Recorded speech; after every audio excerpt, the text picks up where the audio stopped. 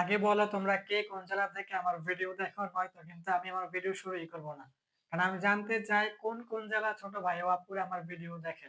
তো আশা করি তোমরা তোমাদের জেলার নাম কমেন্টে বলবা। আমি আমার ভিডিওটা শুরু করি। এই ভিডিও হচ্ছে তোমাদের নবম দশম শ্রেণীদের ইংরেজি দ্বিতীয় পত্র ট্যাগ কোশ্চেনের চট্টগ্রাম বোর্ড 2025, মানে চট্টগ্রাম বোর্ড 2025 এর ট্যাগ কোশ্চেনটা আমরা সমাধান করবো আজকে। তাহলে এ নাম্বারটা যদি আমরা সমাধান করি, দেখো I along with you SSC examinee.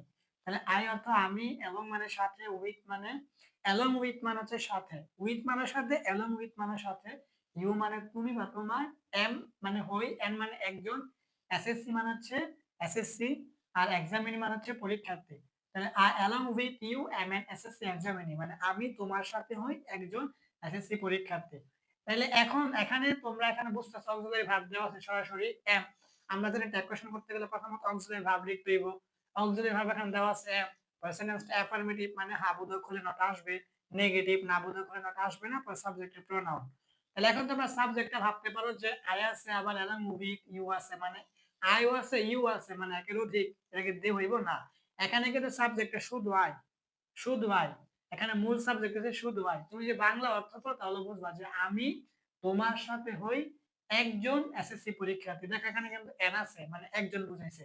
আবার কিন্তু এখানে এমও আছে। যদি এখানে আমাদের এটা প্লুরাল সাবজেক্ট হইতো তাহলে কিন্তু আমার এখানে আর হইতো অক্সিলারি ভার্ব এ আর ই আর, ঠিক আছে। যদি আমার প্লুরাল সাবজেক্ট হইতো তাহলে কিন্তু আমার এখানে আর হইতো। যেহেতু আমার সিঙ্গুলার সাবজেক্ট এই জন্য এখানে এম হয়েছে। তারপরে আবার এখানে এন মানে কিন্তু একজন, তাহলে একজন মানে কি সিঙ্গুলার। এখানে সাবজেক্ট হচ্ছে আই, কারণ বলতেছে যে আমি তোমার সাথে একজন এসএসসি পরীক্ষার্থী, আমি মানে আমি হচ্ছে এখানে মূল সাবজেক্ট। তাইলে এখন সর্বপ্রথম আমরা অক্সিলারি ভার্ব লিখবো। অক্সিলারি ভার্ব আমাদের কি আছে, এম আছে। এখন ট্যাগ কোয়েশ্চন করতে গেলে কিন্তু এম লেখা যায় না, এম এর পরিবর্তে আর লিখতে হয়। তাহলে এখানে আর লেখা হয়েছে আর। তারপর সেন্টেন্সটা অ্যাফার্মেটিভ মানে হ্যাঁ বোধক করে নট লিখতে হয়, এটা অ্যাফার্মেটিভ সেন্টেন্স। তাহলে আমরা নট লিখতে হবে। নট কিভাবে লিখতে হইব, প্রথমে এখানে একটা এন, পুরো উপরে অ্যাপোস্ট্রফি কমা, পরে হচ্ছে টি, এটা হচ্ছে আরএন্ট। তারপরে আমাদের সাবজেক্ট হচ্ছে আই, তাহলে আই এর প্রোনাউন কিন্তু আমাদের আই হইব, ঠিক আছে। তাহলে আমাদের এ নাম্বার উত্তর হচ্ছে আরএন্ট আই।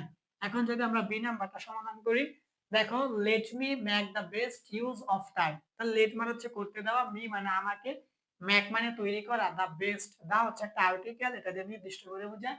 বেস্ট মানে হচ্ছে সবচেয়ে ভালো, যেমন গুড, বেটার, বেস্ট। ওই যে তোমার পজিটিভ, কম্পারেটিভ, সুপারলেটিভ ডিগ্রি আছে না, ওইটা গুড, বেটার, বেস্ট মানে সবচেয়ে ভালো।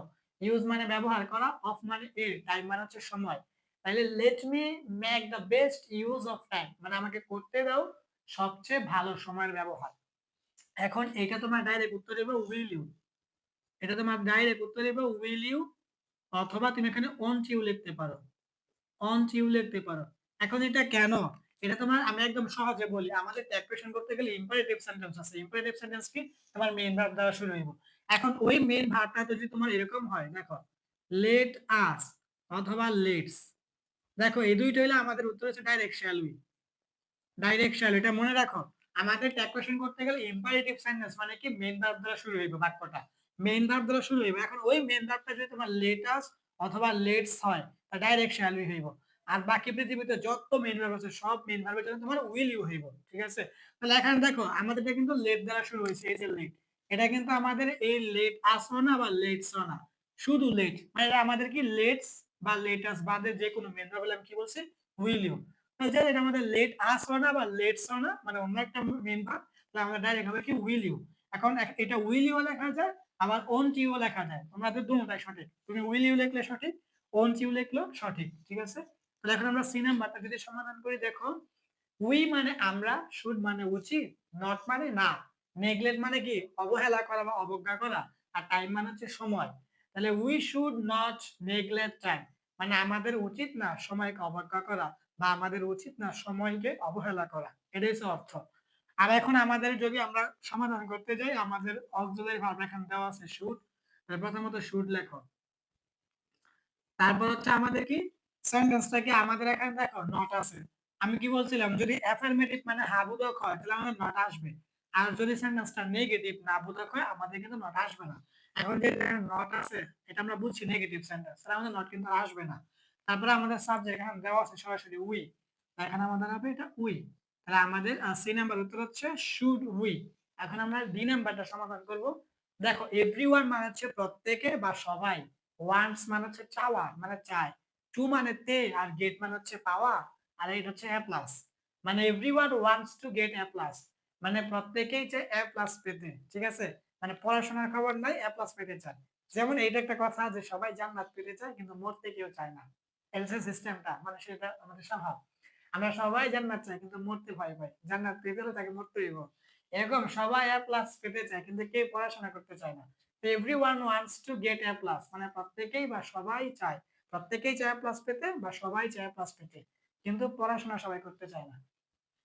তাহলে এখন যদি এটা আমরা সমাধান করি আমাদের কিন্তু এখানে অক্সিলারি ভার্ব নাই, আমাদের মেইন ভার্ব দেওয়া আছে এখানে ওয়ান্স। এখন যদি আমাদের অক্সিলারি ভার্ব দেওয়া না থাকে তাহলে আমাদের উত্তর হয় হয়তো ডু, নয়তো ডাজ, নয়তো ডিড। এখন যদি আমাদের প্রেজেন্ট টেন্স হয় তাহলে আমাদের ডু হয় অথবা ডাজ হয়, আর পাস্ট টেন্স হলে ডাইরেক্ট ডিড হয়। এখন আমরা এই মেইন ভার্বটা দেখে আমাদের বুঝতে হয় এটা প্রেজেন্ট টেন্স না পাস্ট টেন্স। তাহলে আমি বলছি, আমি অন্যান্য অনেক ভিডিওর মধ্যে বলি মেইন ভার্বের সাথে যদি তোমার ইডি থাকে বা শুধু ডি থাকে শেষে তাহলে আমরা এটা বুঝি এটা আমাদের পাস্ট টেন্স, আমরা ডাইরেক্ট ডিড হয়। আর মেইন ভার্বের সাথে যদি এস থাকে বা ইএস থাকে তাহলে আমরা ধরি এটা প্রেজেন্ট টেন্স। তো যেহেতু আমাদের মেইন ভার্ব হচ্ছে ওয়ান্ট, এর সাথে এস আছে ওয়ান্টস, মানে আমাদের প্রেজেন্ট টেন্স ধরতে হবে, প্রেজেন্ট টেন্স। তো প্রেজেন্ট টেন্স হলে আমাদের ডু অথবা ডাজ। এখন মেইন ভার্বের সাথে এস বা ইএস থাকলে আমাদের ডাজ লিখতে হয়। তো এখন আমাদের এখানে ডাজ হবে, কিন্তু এখানে ডাজ না হয়ে ডু হবে। এটা কারণ আছে বলতেছি। আর ডু, তারপর সেন্টেন্সটা আমাদের অ্যাফার্মেটিভ মানে হাবুদার, এই জন্য আমাদের নট লিখতেই হবে। এই যে আমাদের নট।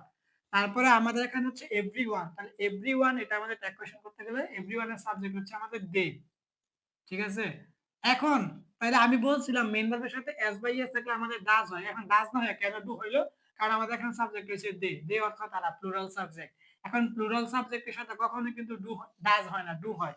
দেখে যেরকম যদি ডাজ থাকে তাহলে তুমি ডু লিখবা, যদি ইজ থাকে তাহলে তুমি কি করবা আর লিখবা, যদি এখানে ওয়াজ থাকতো তুমি কি লিখতা ওয়্যার লিখতা, যদি এখানে হ্যাজ থাকতো তুমি কি লিখতা হ্যাভ লিখতা। কখন? যখন তোমার মেইন ভার্বটা মানে যখন তোমার সাবজেক্টটা প্লুরাল হইব। যখন তোমার সাবজেক্টটা প্লুরাল হইব তখন তুমি ডাজ থাকলে ডু লিখবা, ইজ থাকলে আর লিখবা, ওয়াজ থাকলে ওয়্যার, হ্যাজ থাকলে হ্যাভ। ঠিক আছে? এটা হচ্ছে সিস্টেম। তাহলে আমাদের ডি নাম্বার উত্তর হচ্ছে ডোন্ট দে। এখন আমরা ফাইনালটা মানে সর্বশেষটা সমাধান করব। এটা হচ্ছে আমাদের we know that time is very valuable. তাহলে উই মানে আমরা, নো মানে জানি বা জানা, দ্যাট মানে যে, টাইম মানে সময়, ইজ মানে হয়, ভেরি মানে খুব, আর ভ্যালুয়েবল মানে হচ্ছে মূল্যবান। তাহলে we know that time is very valuable, আমরা জানি যে সময় হয় খুব মূল্যবান। তাহলে এখন আমাদের এখানে এটা হচ্ছে আমাদের কি কমপ্লেক্স সেন্টেন্স, মানে দুইটা অংশ দিয়ে আমাদের বাক্যটা তৈরি হয়েছে। দেখো আমাদের এখানে দ্যাট আছে, এখন দ্যাটের আগে এটা হচ্ছে আমাদের একটা অংশ, এটা হচ্ছে একটা অংশ, এটা হচ্ছে আমাদের আরেকটা অংশ। এখন দ্যাটের আগের অংশ হচ্ছে আমাদের প্রিন্সিপাল ক্লজ মানে প্রধান অংশ, আর দ্যাটের পরেরটা হচ্ছে আমাদের সাবঅর্ডিনেট ক্লজ মানে তোমার সহায়ক অংশ। এখন আমাদের ট্যাগ কোয়েশ্চেন করতে হয় প্রধান অংশের মানে প্রিন্সিপাল ক্লজের, এই যে প্রধান অংশের। তাহলে প্রধান অংশের ট্যাগ যদি আমরা করি তাহলে এখানে কিন্তু আমাদের আর প্রধান অংশ হচ্ছে উই নো, আমরা জানি। তাহলে এখানে আমাদের কিন্তু নো হচ্ছে আমাদের মেইন ভার্ব। এখন কিন্তু আমাদের এখানে অক্সিলারি ভার্ব নাই। এখন মেইন ভার্ব থাকলে আমরা কি করি ডু, ডাজ অথবা ডিড লিখি। এখন আমাদের এখানে হচ্ছে দেখো এখানে হচ্ছে আমাদের যদি এটা থাকতো, দেখো আমাদের নিউ, যদি এটা থাকতো যে K N E W new, এই নিউ হচ্ছে আমাদের ভার্ব টু, তাহলে আমরা বুঝতাম এটা আমাদের পাস্ট টেন্স, আমরা ডাইরেক্ট ডিড লিখতাম। যেহেতু এটা আমাদের নিউ না আমাদের নো, এটা হচ্ছে ভার্ব ওয়ান মানে প্রেজেন্ট টেন্স আছে। তাহলে প্রেজেন্ট টেন্স থাকলে আমাদের কি হয় ডু অথবা ডাজ হয়। এখানে আমি বলছিলাম মেইন ভার্বের সাথে এস বা ইএস থাকলে ডাজ লিখতে হয়। এখানে কিন্তু মেইন ভার্বের সাথে এস ও নাই ইএস ও নাই। তাহলে মেইন ভার্বের সাথে এস বা ইএস থাকলে ডাজ, না থাকলে ডু। যেহেতু আমাদের এস বা ইএস নাই আমাদের ডু লিখতে হবে এখানে। আমাদের প্রথমত অক্সিলারি ভার্ব হচ্ছে ডু। তারপরে আমাদের সেন্টেন্সটা কিন্তু অ্যাফার্মেটিভ মানে হাবুদর, তাহলে আমাদের নট লিখতে হইব, এই যে আমাদের নট। তারপর হচ্ছে আমাদের সাবজেক্ট এখানে দেওয়া আছে সরাসরি উই, এই যে আমাদের সাবজেক্টের প্রোনাউন হচ্ছে উই। তাহলে আমাদের এ নাম্বারটা হচ্ছে আরএনচ আই, বি নাম্বারটা উইল ইউ সঠিক, ওন্ট ইউ সঠিক, সি নাম্বারটা হচ্ছে শুড উই, ডি নাম্বারটা হচ্ছে ডোন্ট দে, আর আমাদের ফাইনালটা ই নাম্বারটা হচ্ছে ডোন্ট উই। তাহলে এটাই ছিল তোমাদের নবম দশম শ্রেণীদের ইংরেজি দ্বিতীয় পত্র ট্যাগ কোয়েশ্চেনের চট্টগ্রাম বোর্ড 2025।